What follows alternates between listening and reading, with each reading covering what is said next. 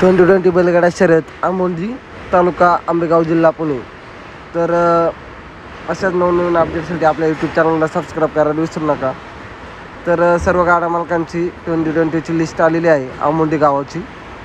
रविवार दिनांक 14/1/2024 रोजी या बैलगाड्याच्या भव्य शर्यती होणार आहे।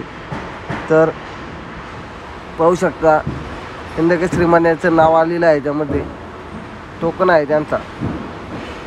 राजू शेठ वसंतराव जोवळेकर सुद्धा आहे। तर नक्की यात्रेला यावं, यात्रेची शोभा वाढावी। धन्यवाद।